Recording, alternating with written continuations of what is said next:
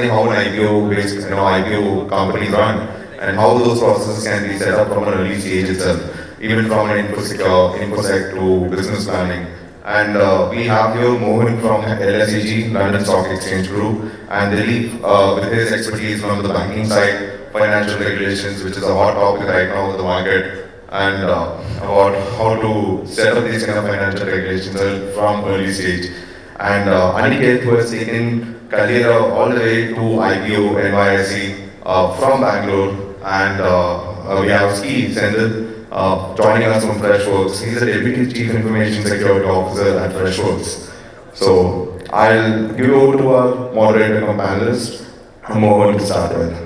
Now, as far as IPO readiness is concerned, I mean, it's a pretty vast topic, and I have often been asked by founders, such as some of you who might be sitting here, that like how much time does it take for a company to to actually go public, and can we do it in about 6 months?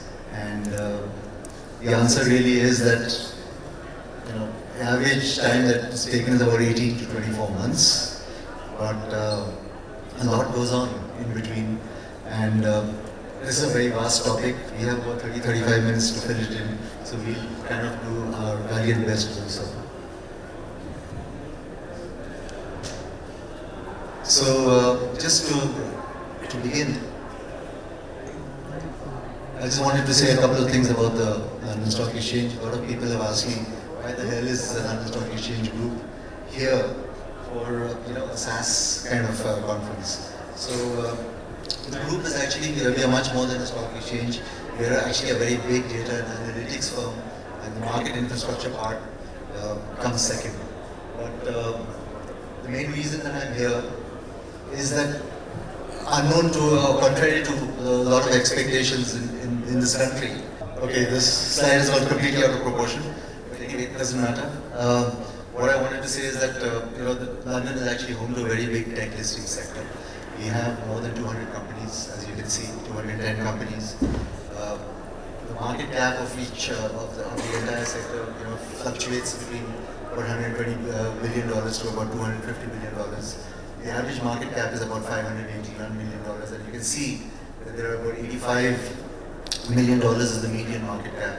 So we are well represented across various sectors. There's software as a service.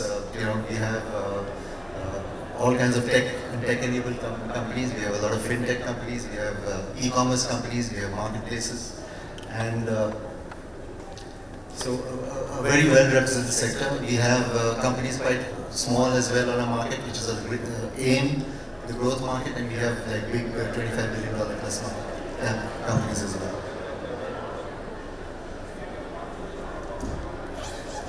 Since this is a SaaS event, I thought we should just give you a flavor of what we're doing, innovating in the private market space. We had Traction, Neha from Traction before this, who talked about what they do for private markets. And for us, what we're doing is, the funding continuum has moved from being predominantly public to predominantly private. As you can see, a lot of private companies stay private for a very long time.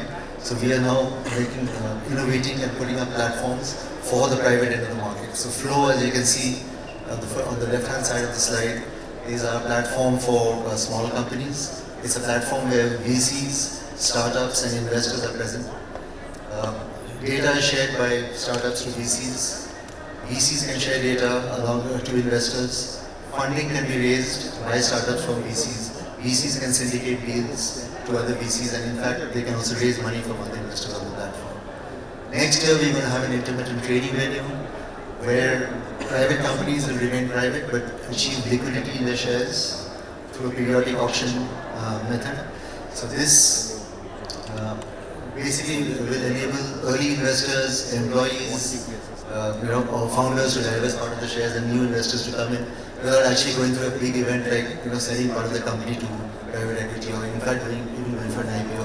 And of course, we have a public markets AIM and the main market. AIM for smaller companies, $500 million and less market cap, and the main market for the bigger ones. So anyway, that's all from me. We can put this off now. Thank you. So coming back to our topic, I thought we should begin with a round of introductions first. Perhaps starting with you, Senthil. No, 28. Hello. Hi. Hi everyone. This is Senthil Kumar Ayyappan. I'm the Deputy Chief Information Security Officer of Freshworks. I've been there for 5 years as one of the early members of the company, and I've been part of the entire journey from startup to scale up and scale up to getting enterprise and getting listed. I have close to 13 years of experience in cybersecurity out to now. Happy to be speaking here.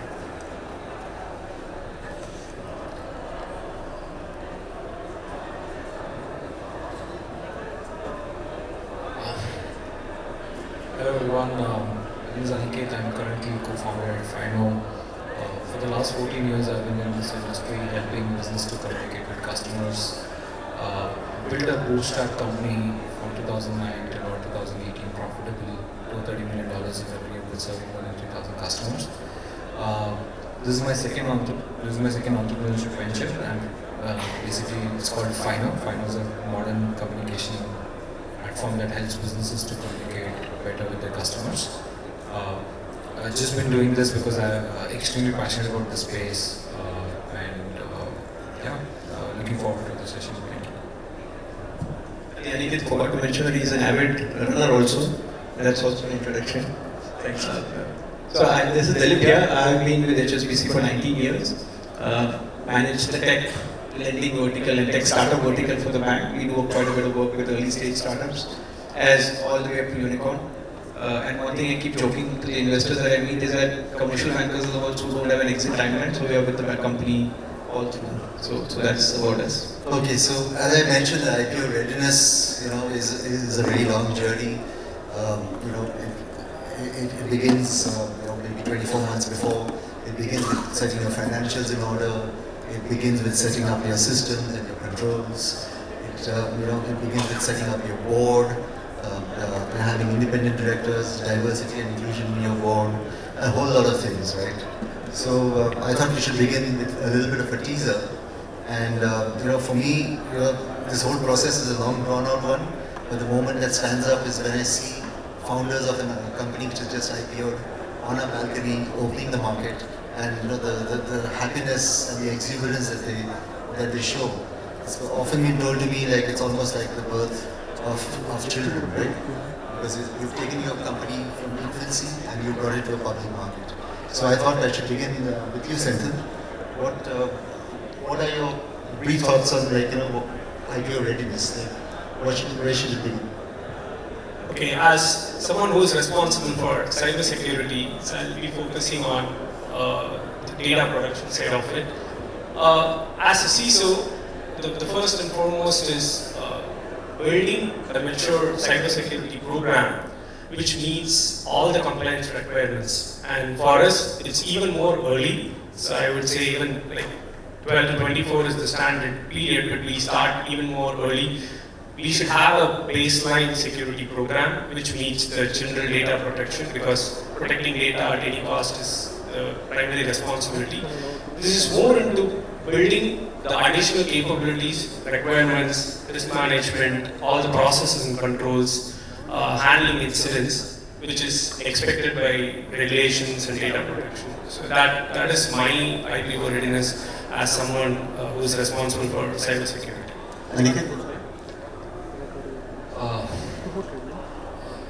What really went through our journey was that, we kept building for about 8 years, focused with bootstrap, profitable, not spending much on money on marketing. It almost became like an impossible path to IPO. I used to attend this Mobile World Congress. It's a very popular conference that happens every year in Barcelona. Probably this was my 6th visit there, and in the 6th visit I met this gentleman from Europe who was visiting there, and we were just having a conversation about how India is growing at a rapid pace, about 30% year on year.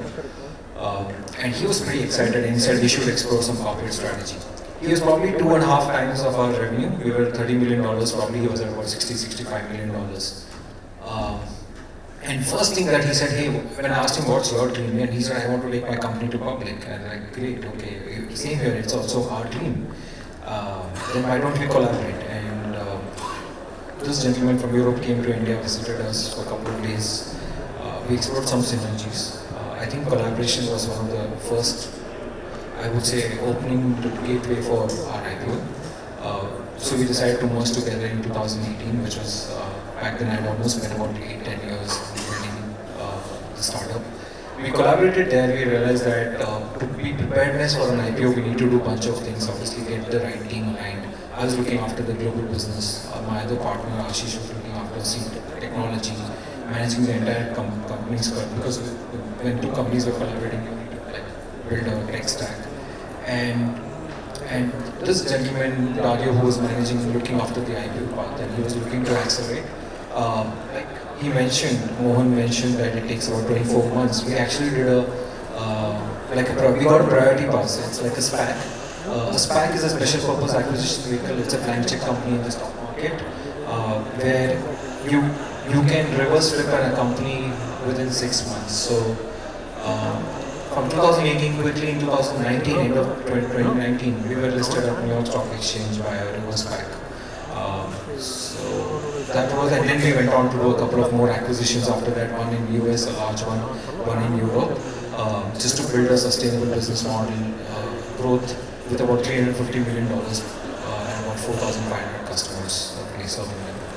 So that's been our journey, and I think what are the IPO readiness is collaboration, having the right kind of people. You need to align your stakeholders at the, I think you need to have right CXOs at the executing, especially you need like CISO, very important, especially when you get listed in the stock exchange. Security is like the paramount there. You need like chief operating officer, finance officer. There's a lot of pressure, like I said, there's already when you're building business, you're already answerable to like stakeholders, employees, and other bunch of people. But with this whole IPO-ness, you have access to this market, you need to answer to the market. And if you don't give right guidance and if you keep missing your guidance, the market will start hitting you badly, right? So we had a good, probably 4 quarters of preparation, which was very fast. We were trying very hard to align our teams and all of that. Obviously, we went through some turmoil with a lot of iterations, change management, because people don't understand. Also with IPO readiness, look, execution of speed reduces a lot, which a lot of companies, in a fast-paced company like us, moving to a slow pace, people don't generally like this. Right? Why are we doing it? What is the need for it? So you need to keep those areas in mind before being IPO ready. And IPO is just a halfway journey, guys. Like I keep telling you, I give marathon reference. It's just you cross the half marathon, not the full. So your actual, your journey starts from there on, right? So you need to like continue to work on that path. So Dilip, as a commercial lender to tech companies, what does IPO readiness mean for you? And I think HSBC is really fortunate to be part of your journey for some point of time. I think it's an amazing journey, guys. So from a banker's perspective, I'll say very documentary in this. So 3 things from a banker's perspective. One, you have to be business ready, which means you have to have your metrics, your financial performance at a stage in time when you actually want to go IPO. So you have to think, when do I go to IPO with these business metrics? That's very important. The second is documentation, because being a listed company is very, very highly regulated. You need to have documentation for everything that you do. So what are documentation? And you have to start early on. You can't just say, okay, I'm going to be IPO in 6 months, let me start documentation today. Because some of the diligence that the public market does is actually very, very early. Right? If you go back 2-3 years, so you have to have your documentation in place. And third is your governance structure. What is your board? Okay. Because today, one mistake that I see VC invested companies making is that most of the board involves only people who have invested in the company. They don't have independent directors. So it's very important, if you're going to be IPO ready, you have to have independent directors. What is your risk and governance framework? What are the policies that you have? Because everything is talking. I heard the last panel saying that they have policies on culture and all these things. So it's important that you have these 3 things. One is business metrics. The second is documentation of everything that you're doing. And the third is your structure of governance. So these are 3 aspects as a banker. So I'm a commercial banker, but when an investment banker goes and looks at a company, he looks at these 3 things before telling the company, are you IPO ready or not, or when can you be IPO ready if you do these 3 things. And let me follow on from that and start with you, reverse from again.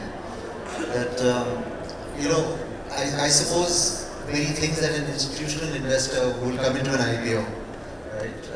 A public institutional investor would be looking at, which is in common with what, a banker who's actually has been lending to a company in the run-up to an IPO has been looking at. Are these two sets of, I mean, you're not an investor, but are you in consonance with that? No, so a lot of things I think is common, and Aniket would agree, because, for example, if you are investing in a company, you will look at the basic business performance. Like a commercial banker, if I'm lending to a company, I would look at what are your business metrics, what's your unit economics, what's your gross margins, what are the levers of your business, on where you can grow, scale, cut costs. All these things are common. But the fundamental and then the governance framework. So as a lending banker, I would look at who's the management, what's your framework, what are your policies, how are you reporting your financial metrics, financial reporting. And you have seen in the recent times that startups do get into trouble because of financial reporting not being in place. For example, at HSBC today we bank all the top used car marketplaces in India. We bank all the 6 B2B marketplaces in India, and meaningfully. But when you're an institutional investor, you might not do that. You might probably invest in 1 or 2 of that sector. In fact, in one, I was speaking to a very large sovereign fund, and they have invested in an EV name. They said we will not do another 2-wheeler EV more. Probably we'll do EV, but in say commercial space. So institutional investor is very clear. I will invest in one of the companies in that sector. The second is the exit timeline. A commercial banker does not look at exit. You want to be with the company pre-IPO, post-IPO, as they keep growing. But an institutional investor has timelines. So at the end of the day, he can buy, sell within a period of time, hold it for some time. So he doesn't have a longer term commitment to a company, which a commercial banker has. So they're very timed. So an institutional investor times the market as compared to a commercial banker. So that is the fundamental difference. But other than that, I think the basic core business remains the same. So Aniket, I'll come to you on the VSPAC thing, but first I thought, since we have Freshworks, become poster boy of the Indian SaaS industry, a $1 billion IPO 2 years ago, and a valuation of $10 billion plus, a 33% pop on the first day. What is that experience like? To be honest, it's challenging, not easy, but yet a rewarding journey. So for me, it was like adding major modifications to a car which is on track. It cannot stop, it cannot slow down, but it has to prepare to a whole new different journey. So that's my experience. And as Aniket said, it's like rewiring, it's day 0. So you're not finishing there, it's not the finish line, it's just the start line or even before the start line. And one of my experience that I would share is I did see how cybersecurity played a major role in the overall journey, right from the prep work, and we were kind of internally operating as a public company to just see how the iterations are coming up, and lots of challenges were there. And one of the major realizations is like cybersecurity definitely plays a key role, not only going IPO, but a very early stage on the entire journey, and it continues 24/7. So Aniket, I mean, you took a 4 lakh rupee bootstrap company to the New York Stock Exchange, right? And you chose an unconventional route, which is VSPAC. What is the thinking behind the VSPAC? What is the experience of that, and what are the benefits and the challenges of that as well? Look, I think those days we were actually scouting for multiple markets, right? And once we decided that we want to IPO, we were looking at Europe market, we were looking at US as a market. India was not a lucrative market then because IPOs were very slow. You need to be a very sizable organization. Especially US, right, gives a lot of opportunity. And startups, there are a lot of startups that were coming up in 2009, 19, I would say, around that time. And like he said, it took like there was 2 options in front of us. One was 24 months, which is like build up to that speed, or there's this new thing called SPAC, which is very popular then, very trending those days. And and that gave us an acceleration to about 6 months to IPO. We chose that path primarily because I think the intent of the organization was to quickly get to listed. We can obviously figure these things out after we get to IPO, right? It's not the like we all say, it's not the end, but it's just the beginning. So we definitely have a lot scope. I think some fundamentally what. Okay, sorry. Is there a type of? So I think one of the couple of hard experiences where, like, look, I'll give you an example of, and it is just the timing. I think one of the biggest factor was this timing that we went. 2019 was probably, in hindsight, was not a great time. After COVID, probably COVID was the best year for Kalera, or also the market as well, right? And especially some of the markets like India did very well. If you got listed in India at that time, you've got probably maybe a 2 or 3x better value than US. So we got a valued at about, our share price was about $10 at that point in time. Thanks to COVID, our business was doing well, because of the digital adoption globally. Our stock price went in like 6 months, we saw our stock price went from $10 to about $20. And it also came back to $1 because of recent, winters that you see that this happened, right? We got beaten down by the market as well. So it's very cutthroat out there. It's not very, our experiences was very hard. It was very difficult. In fact, just last 2 weeks back, Kalera has got acquired by Tata Communication. That's a big news that's come recently.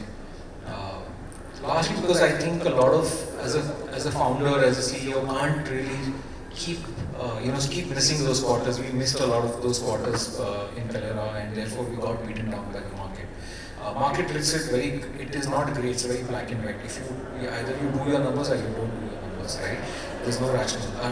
When you're running a known organization, at least you have the freedom. You know what are the indicators why it didn't do well, and there's nothing that affects. But when you're listed, you get beaten down, and there's so much of news. So I think we went through those phases. Definitely one of the journey from 2018 to 19 was very hard. Like we had to super accelerate our IPO journey. A lot of systems were not in place. A lot of audits were not in place. We had to bring all of those systems in place. Not fully ready. Managed to get through into IPO. I was there ringing the bell as well. And then we went to this phase where we also saw this wave of $20 to 10 and back to $1. Finally, Tata has acquired at about $7, so not that bad as well. So, Dilip, as Aniket has alluded to, I guess public market investors are a little bit more unforgiving than private investors, private equity. Because private equity, for example, doesn't have to mark to market, right? They can do it periodically, but public market investors have to do it. Some of them, mutual funds, for example, on a daily basis. So, what has been the experience of, you've obviously funded a lot of tech companies, you've seen them grow from infancy, some of them have gone public. Can you just iterate a couple of examples which have really worked? Maybe one or two? You don't have to take names? I don't want to take names because it's public market and as a banker, if I take names in public, then I am questioned if something happens to stop. Right? Not that me speaking will make any difference. But generally, without taking names, I think some of the positives has been, some of the companies have actually chosen a book learning lead manager from a longer term perspective. When you choose a BLRM, which is very important, because BLRM gets you. So how many of you know what is the percentage of retail investors in the markets today? Vague guess, if anybody can do a guess. Retail investors, people like me and everybody of you. In Indian markets, it's early double digits. Yeah. So it used to be under 10%, and because of COVID and everybody having a lot of money, it actually increased a couple of percentage points. It's in the range of 10-11%. That's it. Baki pura, it's basically institutional investors who bring in money, the FIIs as you call it. Because you hear these things, the stock markets moved because FIIs took money out, they bought money, domestic institutions, mutual fund houses and all that. So you have to choose a book learning lead manager which from a longer term perspective, because these are the guys who bring you investors and have to look at it from a longer term perspective. The negative I would say, Mohan, is I've seen companies going to IPO just because the cash is running out. Okay, because then the VC say, no, I can't give you more money, you have to go IPO. And we are seeing some examples in the current market also where people are thinking of going IPO because they are not looking at the next VC round, you know. That's not the right thing to do, because then you will spoil the market also, and you will spoil your prospects also. So you should go into IPO at a very stronger position, and I've seen companies go into IPO at a weaker position. So there are positives also in some of the cases, and tech market in India is very, very nascent. So whom you have to cut, and one good thing and bad thing, it works both ways, and Nikhil would know this, even after IPO and pre and post IPO, you have to be in touch with your investors, institutional investors. Because they are the ones, because I've heard investors say that yeah, he's stopped taking my calls after the IPO. IPO ho gaya to ho gaya. You have to be accessible to investors as a founder even after the IPO. In fact, you have to be more accessible after IPO, because then you are under public scrutiny. So there are things that I've seen working both ways. Yeah, so just taking on from what Dilip said, Senthil, safeguarding data, safeguarding your company from a position of strength. So you're a cybersecurity expert. So what did you do as far as you're part of the Freshworks IPO experience from the cybersecurity point of view? Something that our audience will relate to. I think I put it in 3 areas. One is by default meeting all the regulatory requirements, managing and meeting the controls which will meet the data production laws, having a governance structure. You need to have a board, and the board should be appraised of the cybersecurity strategy and all those things. And you have internal controls and cybersecurity controls. Internal controls related to all the financial processes, which might not have been streamlined because all the focus would be on the product security, application security and all those. Now you have to ensure all the internal processes, change management, all those are accounted for, audited for. You start a whole new audit on the financial systems and processes. This is over and above the existing cybersecurity controls. So this is, which means like you're prone to more scrutiny, more audits, due diligence, paperwork. And as Dilip said, it's not like you cannot create all the documentation just the day before. It has to be there all the way at least for the 12 to 24 months, because that's how you show consistency. And during the entire process, reputation plays a major role. The moment the news hits the market, even it could be there is a possibility of announcing IPO, and the entire leadership team goes through a series of discussions and investment pitch. 2 things are coming into play. A simple incident or a high-profile data breach can cause all the damage. So which means we have to be up and running, watching what's happening in the entire company network even before the journey starts. We have to have all the systems in place, because while we are going up for pitching all these things, this come into play, and all I need is one incident which will cause the entire damage. And it's not only at the start. During the IPO, on the day of IPO, we are on high alert, monitoring what's happening in our network, because all the damage can ruin all the things that we do. And post IPO, another major thing is demonstrating a strong cybersecurity posture definitely adds value to the investors and their investor confidence based on how company takes data security and data protection seriously. End of the day, we are handling large volume of data, which is public, which is now also going to be one of the investors. Showing them how we take seriously, what controls we have in place, apart from all the other offerings, makes a major difference. Okay, then Aniket, it's often said that, I think inaccurately, that taking the SPAC route is a little bit of a shortcut to public markets. But I guess from what he's saying, the compliance requirements and disclosures, it's almost similar, right, to doing an IPO. Was that your experience? It was similar, but we were running late because to prepare something like what he mentions, I think it easily can take good 18 months to 24 months. Look, what happens is that sometimes as a founder you get married to this whole IPO, like you don't. There is no rationale why you want to do. Sometimes you get lost in that dream and you say, I want to achieve that dream. But also at some time as a founder you need to be like prudent of what you're, whether it's realistic or not. I think IPO should be very natural. It should just it should just happen. You should be able to build from strength to strength. You should be able to achieve your monthly targets, quarterly targets. You should see how your company is progressing. You should have the rationale behind why to lead the market, right?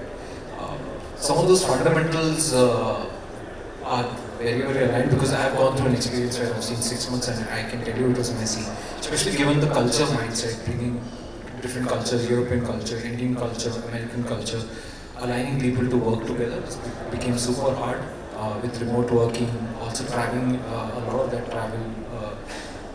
Plus you have like a very remote organization, multiple tech teams in different geographies, managing them, running multiple business teams across different geographies was very complex in nature. So 6 months and 8 months are not good enough. If you want to prepare, you need to at least have 24 months. I would still go with that. But this was my experience where we had to accelerate. Obviously, at some point we fell short of few things. Like probably we got CISO after we got listed 6 months later. So yeah, I mean, because we all know that. See, look at the repercussion, right? We had a very short-lived IPO. This is from 2019 till 2023, end of this year probably. Look at Freshworks, right? They're on path because they've worked on building a sustainable model. And especially SPAC, a lot of people realize that SPAC is not the right options. It was popular, it became very trendy, like one of your reels, and then it drops off, right? So it was that moment. So it was like flavor of the quarter, and then it didn't do well, and therefore we had to. I had a question for you. So given a choice today, would you be listing in India or would you still? Definitely, yeah, it's a big market. India is a big market today. I mean, look at the companies like Traction. Look at the number of companies that are coming up in India, right? IdeaForge. I think great time. Look at Route Mobile. Like, I don't know how many of you similar competitors in our space. Route Mobile is a leading cloud communication platform. Probably they started in 2003. We started in 2009. Again, bootstrap company listed. Doing very well, more than 10,000 crore market cap. Today, they recently got acquired interest from a Proximus group, which is a European group that is investing in Route Mobile. So a great time to be in India and build IPO story in India. There is also the other option, so I'll leave this as the last question. So all of you, maybe give a very quick response to that. Of course, IPOs is one option, right? You go take your company from infancy, take it public either through a SPAC or through a traditional IPO.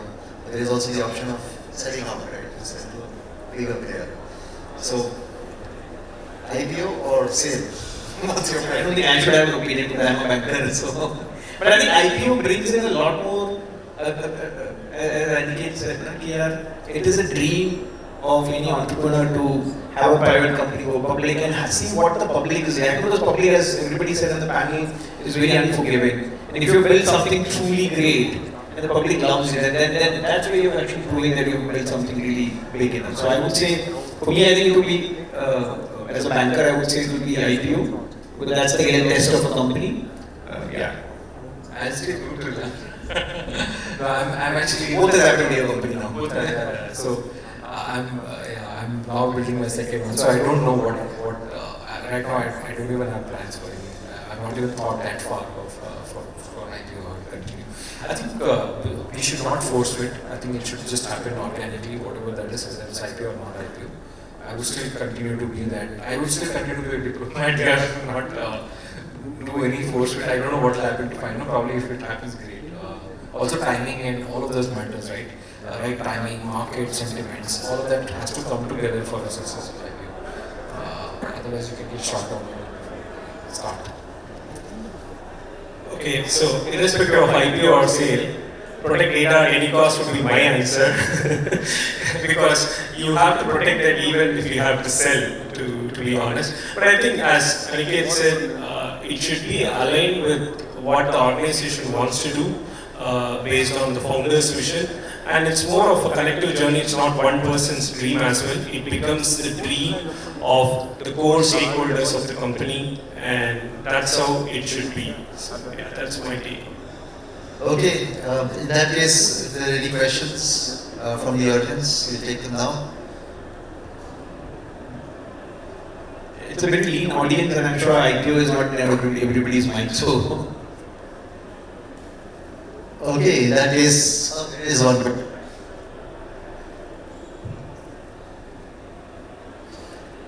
My question is to Dilip. What can you explain about the HSBC startup support? What all do you do in India? Yeah, so in India we are a full service commercial bank, so we support companies from early stage. So we have a lending program for early stage startup and some of them over here on revenue based financing, on regular working capital. And as they go bigger, we increase our appetite. So we do quite a bit of work over there. We have a $250 million fund out of which we lend to startups and then taking them overseas. So I was talking to Khalid, who was sitting here just before this panel, where we have helped Workfix in 5 different countries. He was telling me he's quite happy with the way he's so SaaS companies inherently have a lot of global operations, and we are one of the few banks in India which can offer you that in any jurisdiction that you're operating in. So both on scale, reach, helping you with funding, working capital, these are things that the bank does in India. And it's global also. So we acquired Silicon Valley Bank in the UK and now it's called HSBC Innovation Bank. The subsidiary of them. So what Silicon Valley Bank was doing for the VC and startup community, we will do under the HSBC Innovation Bank now. My context was from the Middle East, which is where I was at HSBC. So do you also take companies with you to the Middle East? Because the startup scene for commercial banks funding is very strict.